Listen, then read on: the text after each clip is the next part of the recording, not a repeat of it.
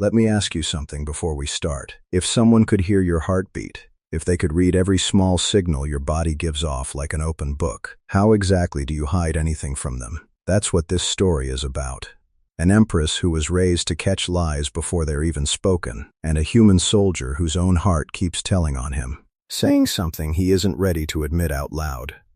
Let's find out what happens the first time she asks him, "Why is your heart racing, human?" The hall was too bright for what was about to happen in it.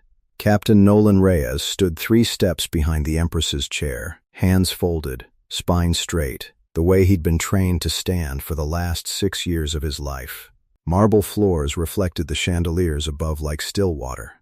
Music drifted from somewhere near the far windows, something slow and stringed, foreign to his ear but not unpleasant.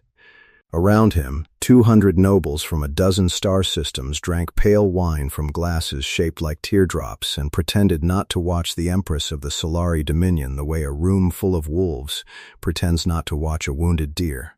Nolan had been assigned to her 12 days ago. Earth had signed the peace accord 8 months before that, ending a war that had cost more lives than his home country had ever recorded in a single conflict, and as part of the terms, a rotation of human officers now served in the Solari court as cultural liaisons. Everyone knew what that really meant. Earth wanted eyes in that palace. The Solari wanted to prove they weren't afraid to let those eyes in. Nobody had told him he'd end up standing behind the throne itself. Empress Ythera Vale was younger than the reports had prepared him for. 28, maybe 29. Though Solari aging worked differently, and nobody outside her inner circle knew the real number.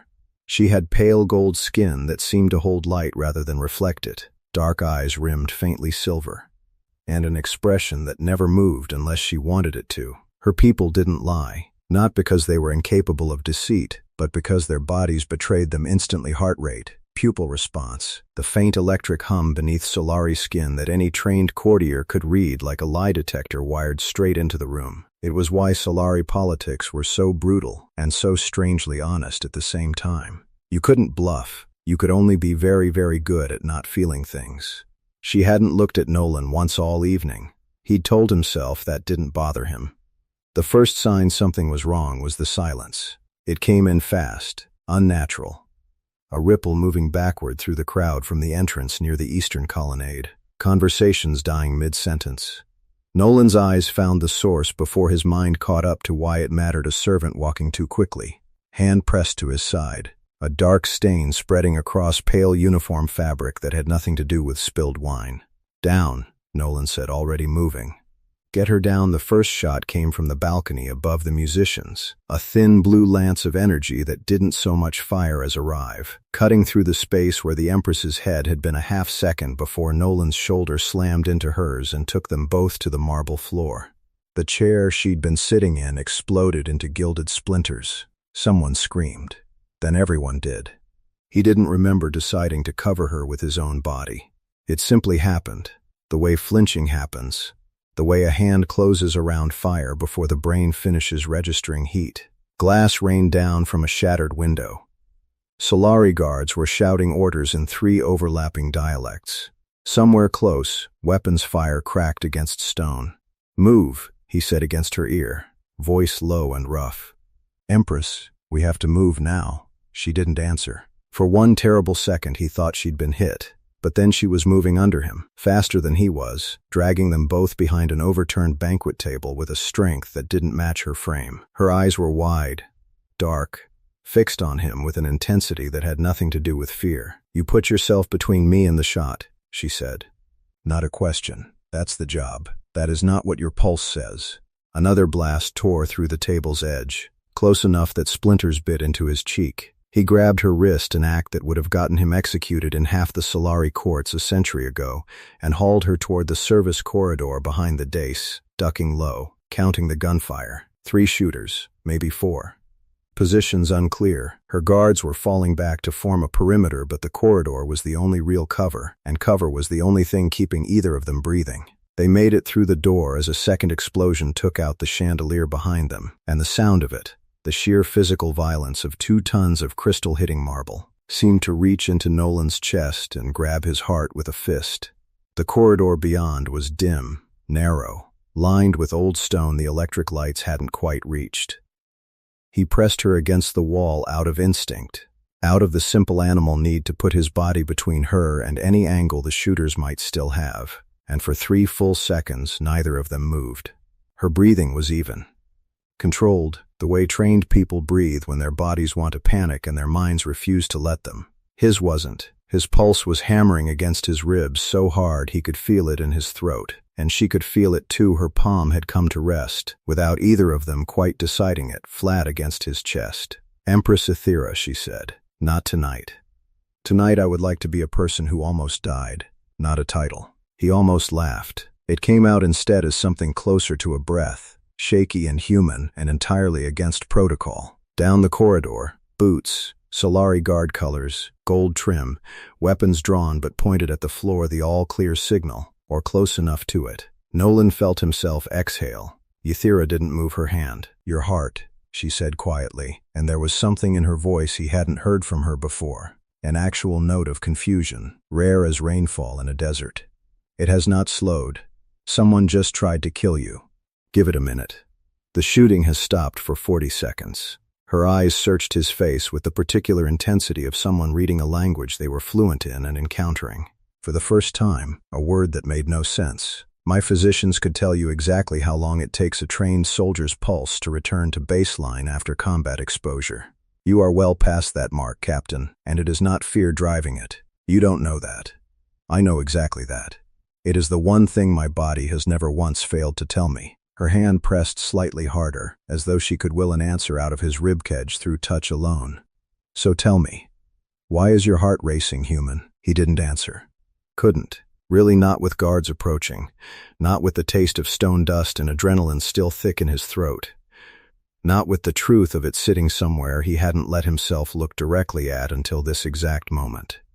Crouched in a dark hallway with an alien empress's palm resting over the loudest, most honest part of him.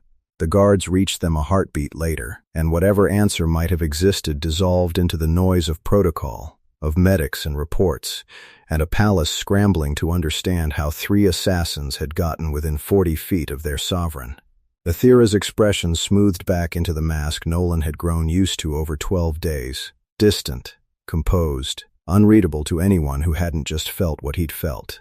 But she looked back once, just once, over her shoulder, as the guards led her toward the secure wing, and for a fraction of a second the mask slipped, and what was underneath looked less like an empress and more like a woman who had just discovered a question she very badly wanted answered.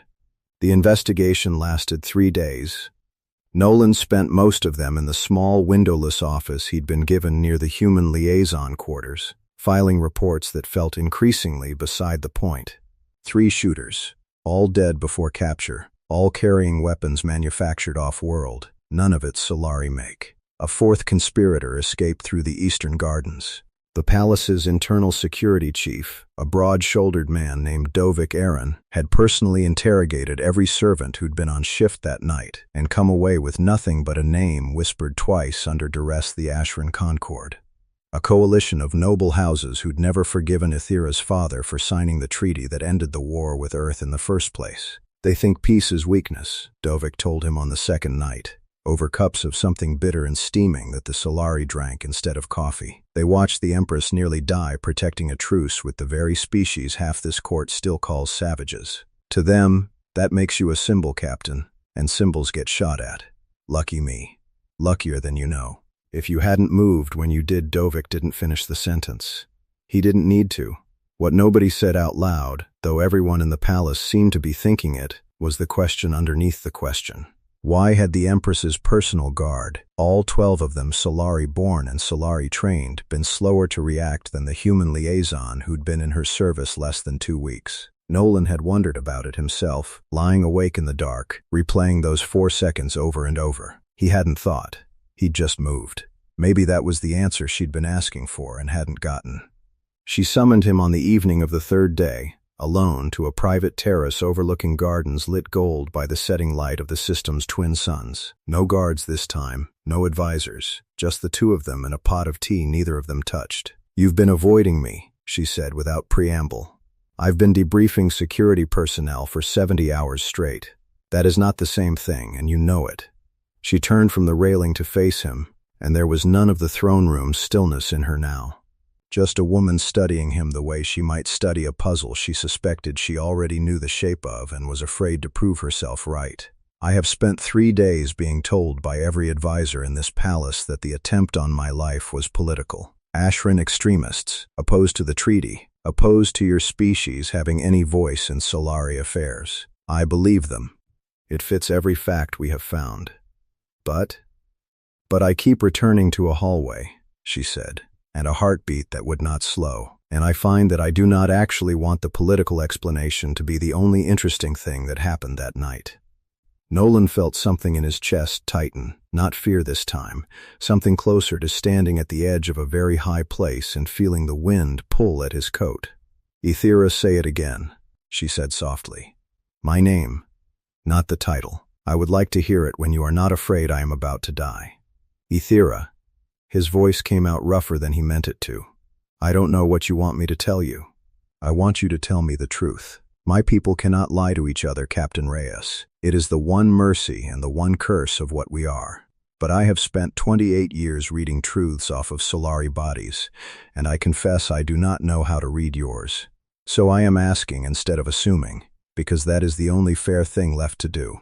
She stepped closer, close enough that he could see the faint silver ring around her dark eyes catch the dying light. Why did you put yourself in front of that shot instead of simply doing your duty and pulling me to safety from behind? The honest answer sat in his throat like a stone. He thought of the war his people had barely survived, of 6 years of training that taught him to compartmentalize exactly this kind of feeling into something small and manageable and safely ignored. He thought of the political weight sitting on both their shoulders, an empress and a human officer. A piece so fragile that 3 men had just died trying to shatter it. He thought of her hand on his chest in that dark hallway, and the way she'd said his heart hadn't slowed. Because, he said finally, some part of me decided a long time before that shot was fired that I couldn't stand the thought of a world with you gone from it. I didn't plan it. I didn't want it to be true. But that's the answer, Ythera. That's why my heart wouldn't slow down. Silence stretched between them, filled only by wind moving through the garden below and the distant, uncaring music of the twin suns sinking past the horizon. Ythera's expression didn't change in any way a Solari courtier would have recognized as significant, but Nolan was close enough now to see the pulse at her throat. Quick and light, and entirely unlike the composed stillness she wore like armor everywhere else. That is strange, she said quietly. Solari hearts do not race for feeling. We are taught from birth to keep them level, no matter the cost, because a racing heart is a truth no title can hide. She reached up, slow enough that he could have stepped back, and pressed 2 fingers gently to the side of his throat, feeling his pulse hammer beneath her touch. And yet mine is racing too, Captain, for the first time in longer than I can remember. I do not know what that means for either of us. I am not sure I am permitted to know. Somewhere in the palace behind them, a bell began to toll, calling the court to evening council, calling her back to the throne and the mask and the war that hadn't quite ended even though the treaty said it had. Ythera's fingers lingered on his skin 1 moment longer before she stepped back, composure sliding back into place like a door closing. There is a council session in 10 minutes, she said. Ashran representatives will be present. They will ask why the human liaison has been granted private audience with the Empress 3 times this week alone. Her eyes met his, steady now, but not cold. I find I no longer care what answer satisfies them. I find I only care what answer is true. She turned and walked back toward the palace, twin shadows stretching long behind her in the fading gold light. And Nolan Reyes stood alone on that terrace with his heart still refusing, stubbornly, to slow down in the growing, terrifying certainty that whatever war had just ended between their 2 peoples, a much quieter and far more dangerous one had only just begun between the 2 of them. Before we go further, here's something worth sitting with. Distrust is easy when a person seems foreign, dangerous, unreadable, but real danger usually looks familiar. It wears the right uniform, sits in the right chair, and no one questions it, because questioning it would mean confronting the fact that the enemy that's inside was never on the outside to begin with. Keep that in mind as this gets darker.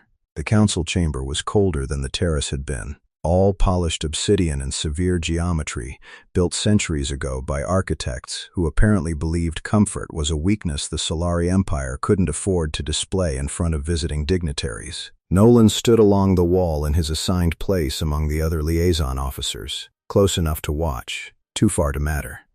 Which suited him fine given what he was trying not to think about. 12 noble houses sat around the long table. Ythera sat at its head, spine straight, face composed in the particular way he now recognized as armor, rather than emptiness.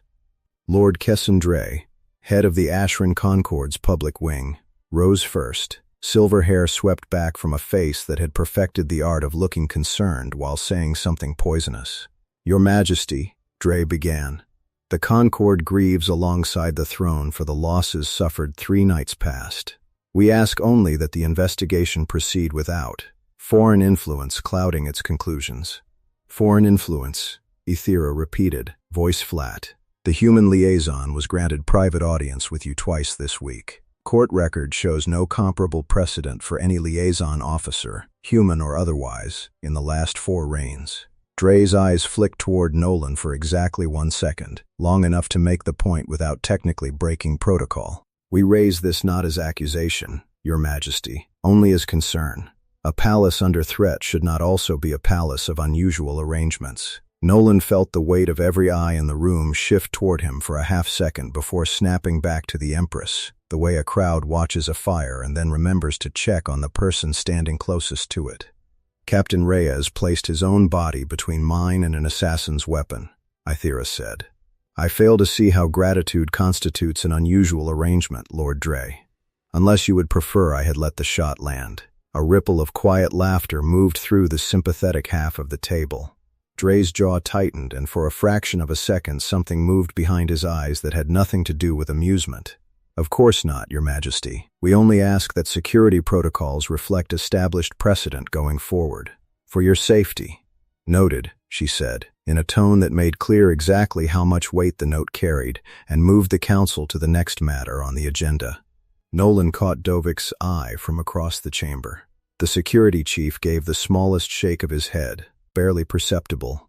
The universal signal between people who'd both noticed the same wrong thing and weren't ready to say it out loud yet. Dovik found him afterward in the corridor outside the human quarters, waiting with his arms crossed and an expression Nolan hadn't seen on him before. "Walk with me," Dovik said. They walked the long way, through the servants' gallery rather than the main halls, Dovik's pace deliberately unhurried in the way of a man making sure no one could accuse him of urgency later. "Dray's concern in there," Dovik said finally. "You believe that was about propriety?" "I think Dray doesn't care about propriety. I think he's trying to plant something in that room that he can water later." "Good. You're not as slow as the Ashran think you are." Dovik glanced over his shoulder. An old habit that Nolan was starting to understand wasn't paranoia in this palace. It was simply competence. "The 4th conspirator. The one who escaped through the gardens. My people traced the escape route. It didn't lead outward, Captain. It led to a service passage that connects to the Ashran wing of this very palace." Nolan stopped walking. "You're telling me the attack came from inside." "I'm telling you the getaway did. Which means either the Ashran are sheltering the person who tried to kill their own empress out of some misguided sense of house loyalty, or one of them ordered it." Dovik didn't answer, which was itself an answer. "Does she know?" "She suspects. She has suspected since the first hour. The Empress is many things, Captain, but she is not naive, and I would ask that you stop treating her like glass, simply because your heart has apparently decided she is precious to you." There was no cruelty in the way Dovik said it, just plain fact laid down like a card on a table. "The whole palace has noticed, by the way. You're not as subtle as you think." Nolan felt heat climb up the back of his neck. "It's not I did not say it was improper. I said it was noticed. There is a difference, and in this court the difference matters more than you know." Dovik stopped at a junction of corridors, one leading back toward the main hall, the other toward a narrow stair Nolan hadn't used before. "Dray wants a reason to remove you from her side before Council reconvenes next week to formally review the treaty renewal. If he can prove impropriety, he can argue the human presence in this palace compromises Solari sovereignty at its highest level. That argument alone could unravel 8 months of peace." "So what do I do?" "You do your job," Dovik said. "You protect her.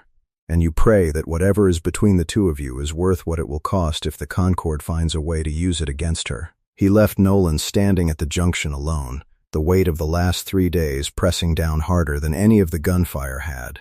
She came to him that night, which surprised him more than it should have, given everything. He heard the door of his small quarters open without a knock, an act so far outside protocol it took him a full second to process that it was actually her. Alone, no guards, wrapped in a plain dark cloak that made her look less like an empress and more like any woman trying not to be recognized in her own home. "This is either extremely reckless," Nolan said, rising from his chair, "or extremely deliberate. Both, generally, are true of most things I do." She lowered the hood, and in the dim light of his quarters her eyes seemed darker than usual, tired in a way the throne room never let her show. "Dovik told you about the escape route." "He did. Then you understand why I could not simply let the council session end quietly tonight. Someone in this palace, someone with Ashran loyalties, tried to have me killed, and instead of grief, I have spent 3 days watching that same faction try to use the attempt on my life as leverage against the one alliance that stopped an actual war." She crossed the small room, close enough that he could smell something faintly floral clinging to her cloak. Some Solari garden herb he didn't have a name for. "I am frightened, Captain Reyes. I do not say that easily. My people are not raised to be frightened out loud. You don't have to be anything out loud with me." Something in her expression cracked, just slightly, the way stone cracks under pressure it was never designed to withstand. "That is precisely the problem.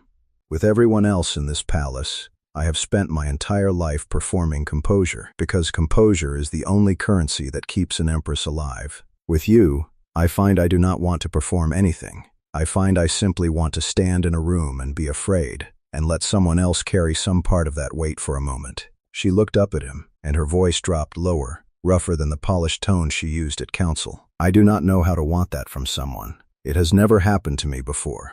Nolan reached out slowly, giving her every chance to step back, and when she didn't, he let his hand settle against the side of her face, thumb brushing the faint silver ring around her eye. Her pulse jumped under his palm where his fingers grazed her jaw. Quick, undisciplined, entirely unlike the Solari composure she'd spent her whole life mastering. "Your heart's racing," he said quietly. "I am aware," she said, something almost like a laugh in her voice, fragile and real. "You have a habit of noticing that. Comes with the job." "I do not think this is the job anymore, Captain." She reached up and covered his hand with hers, holding it against her own face like she was afraid he might pull away before she was ready. "I think this stopped being the job 3 nights ago in that hallway, and I think we have both been pretending otherwise because pretending is safer for both of us." "It's not safer," Nolan said. "Dre's building a case to have me removed. Maybe worse than removed. If this gets out, then let it get out on my terms, not his." Her eyes hardened, some of the fear from a moment ago folding itself back into resolve, into the woman who ruled an empire and had buried 3 assassins' worth of proof that the throne could be taken from her at any moment and had not once flinched in public. "I will not have Dre dictate the shape of my own heart to me, Captain Reyes. Not after everything else his faction has already tried to take." She kissed him then, soft and searching, and entirely unlike anything either of their 2 very different worlds had trained them for. And for one long moment the weight of council chambers and treaty renewals and Ashran conspiracies fell away into something simpler, something that had nothing to do with politics and everything to do with 2 people whose bodies had both, in their own separate ways, betrayed a truth their minds had spent days trying to outrun. When she finally pulled back, her forehead resting against his, her breathing was anything but composed. "This complicates everything," she whispered. "Yeah," Nolan said. "It does." "Good," she said, and there was something fierce in it, something that sounded less like an empress and more like a woman who had just decided, for the first time in her life, to want something purely for herself. "I am tired of things being simple only because I have been too afraid to complicate them." The warning came 3 days later, slipped under Nolan's door sometime before dawn. No signature, no seal, just 4 lines of careful Solari script that Dovik translated for him, with a face gone entirely grim. "The Concord knows what the palace has noticed. What the palace has noticed can be proven. What can be proven can be used. Protect her from what you cannot see coming, Captain." Because the next attempt will not miss the way the first one did, and it will not come from a balcony this time. Nolan read it twice, then looked up at Dovik, whose expression had lost every trace of the dry composure he usually wore like a second uniform. "Someone inside the palace sent this," Dovik said quietly. "Someone who knows exactly how close the Concorde is to moving again, and whoever sent it is telling us the next attempt isn't political theater anymore, Captain. It's personal. It's aimed at both of you." Outside the narrow window, the twin suns were only just beginning to rise, painting the palace gardens in the same gold light that had colored that first terrace conversation, and Nolan found himself thinking, with a coldness that had nothing to do with the morning air, that whatever came next would not give either of them the luxury of pretending this was still simple. Here's the thing about people who build their whole identity on tradition and bloodline. They'll do almost anything to protect what they think they're owed, and the scariest part is how reasonable they'll make it sound right up until the moment the mask finally slips. What happens next in this story isn't really about politics anymore. It's about what a person is willing to risk when they've finally found something worth risking everything for. The treaty renewal ceremony was scheduled for the 7th day after the warning note, held in the Grand Concorde Hall beneath a ceiling of hammered gold that had watched over Solari coronations for 300 years. Every noble house in the Empire would be present.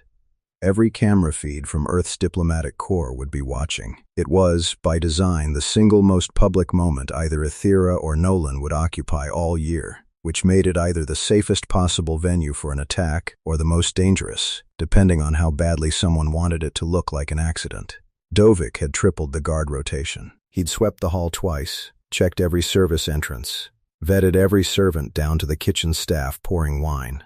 Still, Nolan stood at his post that morning with a tightness in his chest that had nothing to do with ceremony nerves and everything to do with 7 days of silence from whoever had sent that warning. Ythera found him an hour before the doors opened, in the small antechamber where she was meant to be preparing, dressed in ceremonial white and gold that made her look less like the woman who'd kissed him 3 nights earlier in a dim, borrowed room, and more like the sovereign of an empire that had survived 1,000 years of war before humans had even left their own solar system. "You look like you're about to walk into a fight," she said. "Aren't we?" "Perhaps." She reached out and straightened the collar of his dress uniform, a gesture so small and domestic it made something in his chest ache in a way gunfire never had. "Dovik believes the Concorde will not move today. Too many witnesses, too many Earth cameras. He thinks they will wait for a quieter moment. But you do not believe that, and neither, if I am honest, do I." Her hand lingered on his collar a moment longer than necessary. "Whatever happens today, Nolan, I want you to know that I do not regret a single thing that has happened between us. Not the terrace, not your quarters, not this. Whatever this costs either of us. Don't talk like it's already over." "I am not," she said. "I am talking like a woman who has learned, the hard way, that the things worth having are rarely the things that come without a price." The doors opened before he could answer, and the ceremony began. It happened during the formal signing, the exact moment every camera in the hall was trained on the treaty scroll and the 2 officials meant to seal it. A Solari elder statesman and Earth's ranking ambassador, both oblivious to the fact that the real danger in the room had nothing to do with either of them. Nolan saw it first, because he'd spent 7 days looking for it. Lord Kessendray, standing in his designated place among the noble houses, hand resting just slightly too casually inside his ceremonial robe, eyes flicking not toward the signing table but toward Ythera, seated at the dais above it. "Down," Nolan said, already moving, already shouting it loud enough to cut through the ceremonial hush. "Everyone down." Now Dre's hand came free of his robe, holding something small and dark, a compact energy weapon built for close range, rather than the long balcony shot of the first attempt. Built for a moment exactly like this one, a crowded hall where a single precise shot could be blamed on chaos before anyone even understood what had happened. He fired at the same instant Nolan reached the base of the dice, and the shot meant for Ythera's chest caught Nolan instead, high in the shoulder, spinning him half around with the force of it before he collapsed against the dice steps. The hall dissolved into screaming. Guards converged on Dre from 3 directions at once, and Ythera was on her feet, off the dais, kneeling beside Nolan on the cold stone floor before Dovik's men had even finished restraining the Concorde Lord. "Nolan," Her voice cracked. All composure gone. All Solari discipline abandoned in front of 200 nobles and a dozen Earth cameras broadcasting live across 2-star systems. "Nolan, look at me. I'm here," he managed, teeth gritted against the burning pain in his shoulder. "Still here. You are bleeding on my ceremonial floor and you have the audacity to make jokes." But her hands were shaking as she pressed them against the wound, and there was nothing composed left in her face at all, just raw fear stripped down to its simplest form. "Someone get the physicians. Now, I do not care whose ceremony this is, Ythera." He caught her wrist, weak but insistent. "It's not fatal. Just hurts like hell." Across the hall, Dovik's men had Dre on his knees, weapon confiscated, robes torn where he'd struggled against the restraint. The old lord's face had lost every trace of the composed concern he'd worn in council a week earlier, replaced now with something uglier, something that looked almost relieved to finally stop pretending. "You would choose a human over your own empire." Dre spat toward the dais, loud enough for the cameras to catch every word. "Your father would have had you executed for treason for less.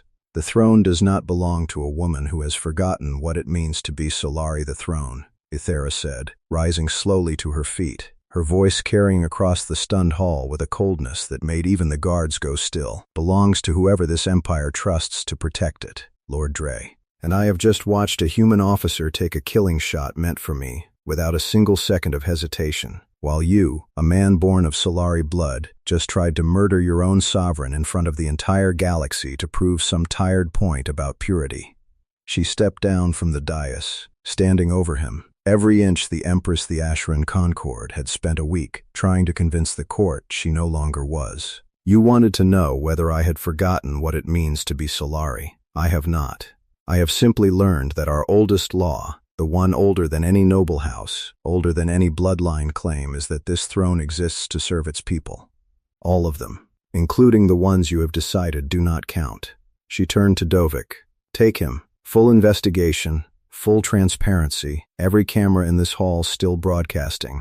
Let the whole empire watch exactly what almost happened here today, and let them decide for themselves whether purity is worth what Lord Dre was willing to do in its name." The physicians took Nolan to the palace medical wing while the hall behind him dissolved into a controlled chaos of arrests, statements, and an empire's worth of noble houses suddenly recalculating where their loyalties actually lay. He drifted in and out of a haze of painkillers for the better part of a day, and when he finally surfaced fully, Ythera was sitting in the chair beside his bed. Still in her ceremonial white and gold, though someone had at some point removed the formal headpiece, leaving her dark hair loose around her shoulders in a way he'd never seen before. "You stayed," he said, voice rough. "I did not leave once." She reached for his hand, threading her fingers through his without a trace of the careful distance she'd once kept in public. "The Concord is finished, Nolan." Dre confessed everything under formal questioning. The first attempt, the second, the entire conspiracy going back months. 3 other noble houses have already withdrawn their support from what remains of his faction. The treaty renewal passed unanimously an hour after you were shot, incidentally. Apparently watching a human officer nearly die protecting a Solari empress made for a rather compelling argument in favor of the alliance. "Glad my near-death experience was useful." "Do not joke about that," she said, though there was no real anger in it, just the residue of fear that hadn't fully faded yet. "I have spent the last day imagining a version of today where that shot landed where it was meant to, and I find I do not have the composure left to pretend that possibility does not terrify me." "Hey," he squeezed her hand. "I'm still here. You are." Her thumb traced slow circles over his knuckles, and for a long moment neither of them said anything at all. Just sat together in the quiet aftermath of everything that had nearly been lost. "I have made a decision, Captain Reyes. One I suspect will cause its own share of political noise, though considerably less than an assassination attempt broadcast across 2-star systems." "What decision?" "I intend to make our arrangement, as Lord Dre so delicately called it, entirely official. Formally, publicly, without apology." She met his eyes, steady now, the fear from a moment ago settling into something calmer, something that looked a great deal like certainty. "I am done pretending my heart races for reasons that fit neatly into a council report. I would like the whole empire to know exactly why it races, Nolan. I would like to stop being careful about the one true thing I have found in 28 years of never being permitted to want anything purely for myself." Nolan laughed, though it pulled at the stitches in his shoulder and made him wince. "Your advisors are going to have a very long week." "My advisors," Ythera said, leaning down to press her forehead against his, "can have as long a week as they require. I have already had mine. I do not intend to spend another one pretending otherwise." She kissed him then, gentle this time, careful of the injury, and Nolan felt something settle in his chest that had nothing to do with painkillers and everything to do with the simple, improbable fact that somewhere between a crashing chandelier and a council chamber built to keep secrets, he had found the one thing no amount of training had ever prepared him for. Something worth the risk. Something worth staying racing for. Word of what happened in the Grand Concord Hall spread across both empires within a day, and the story that eventually settled into public memory wasn't really about a foiled conspiracy or a treaty renewal at all. It became, instead, a story about a soldier who threw himself in front of a killing shot without a single second of hesitation, and an empress who stopped hiding behind a mask the moment it actually mattered. Somewhere in the retelling, someone started calling it the story of the heart that gave itself away. It stuck, the way the true ones always do.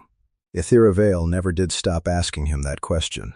Not really, not even years later, long after the Concord's remaining houses had folded quietly back into the Empire, and the treaty had become simply the way things were rather than something anyone remembered needing to fight for. She'd still catch his wrist sometimes, still press her fingers lightly to his pulse in some quiet moment between council sessions, and murmur it low enough that only he could hear. "Why is your heart still racing, human?" And every single time, without fail, he'd give her the same honest answer he gave her that very first night in a dark hallway with a chandelier still smoking behind them. "Because of you.